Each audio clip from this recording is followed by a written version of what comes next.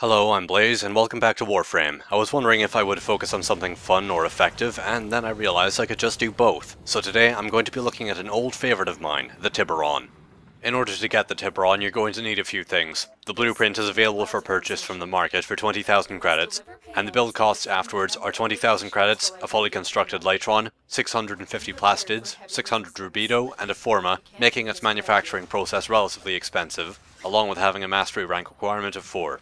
Or, if you'd rather pick up this mean 10-0 battle rifle right now, you can pick it up ready to go along with a pre-installed catalyst and its own weapon slot for 225 platinum. The Tiberon is a burst fire rifle with a considerable punch. The base damage is 60, up from the 55 per shot of the Latron it's constructed from.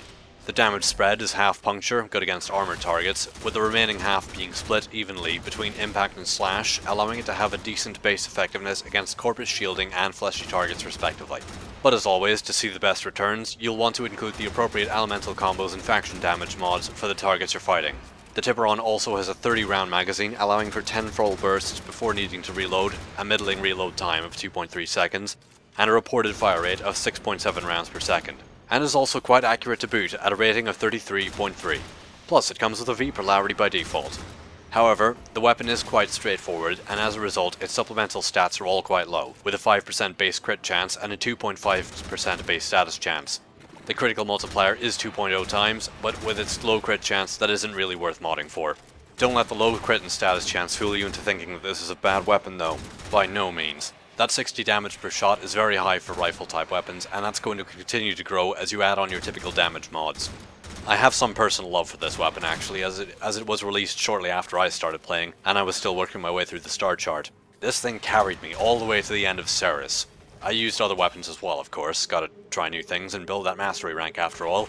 But if a mission ever started giving me trouble, this is the rifle I reached for again and again, right up until I finally started getting my first prime weapons. Not to mention, being a pure damage weapon instead of relying on critical hits, it actually pops nullifier bubbles quite nicely. 3 bursts is usually enough to take it down from full to gone in my experience, and anything that ruins a nullifier's day is good in my book. It's also surprisingly good at breaking the snow globe shields of Arctic Eximus units, requiring just 2 bursts. This might change as you get into the ridiculously strong enemies of endless T4 missions, but in any other situation you'll be tearing through them like tissue paper. I'm personally a fan of burst fire weapons, when they're done well at least, and while Warframe has some problems in general with burst fire and semi-automatic weapons sometimes being a bit sluggish, it still remains quite satisfying to pull the trigger and have a torrent of metal unleashed in a short space of time. By the way, this is my cue to commence gushing. I love how this thing handles, I love how it looks, and I feel the sound design is actually quite strong with a nice meaty impactful blast erupting from my speakers with each trigger pull. Certainly compared to some of the tinny and underwhelming sounds from earlier guns. I'm looking at you, Lex.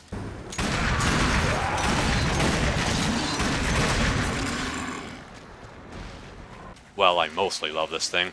I don't get why it's a triple barrel arrangement with the top barrel being larger for some reason. That seems a little silly to me.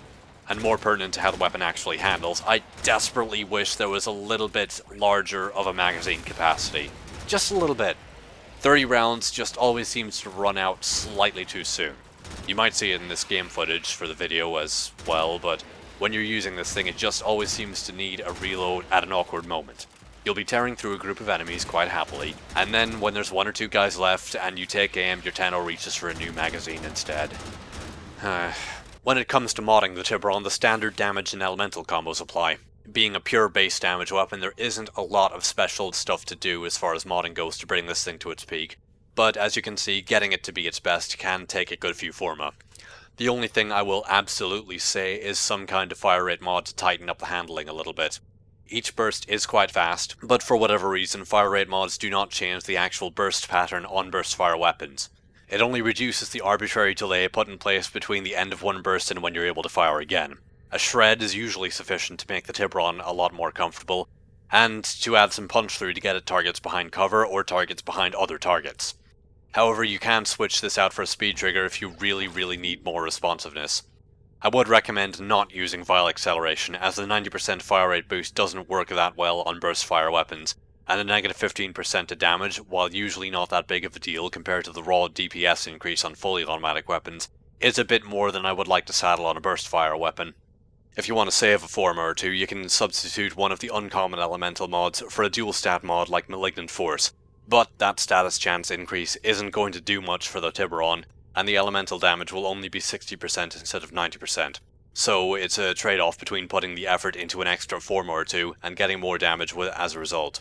Wildfire is a nice addition for factions where fire damage is useful, as it'll bring the magazine capacity up to 36, which is still slightly too low for my liking, but it does provide 12 full bursts instead of just 10. Finally, even a rank 7 heavy caliber maintains a reasonable accuracy rating on the Tiberon, but if you really absolutely want to maintain full long range potential, you can go ahead and swap that out for either a lower ranked version of heavy caliber, or a different elemental mod or bane mod instead. Do note that this will be sacrificing raw damage in exchange, so it's your call. So if you want to try out a burst fire battle rifle with a mean punch, a pretty sleek exterior and rather stylish blued steel, go and add the Tiberon to your arsenal. If my own experiences with this thing is anything to go by, this thing is quite capable of taking you far.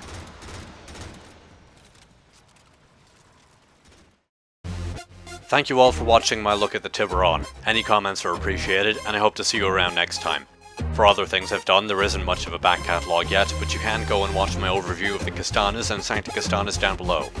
Either way, thank you for taking the time to watch. Good luck, have fun, and take care.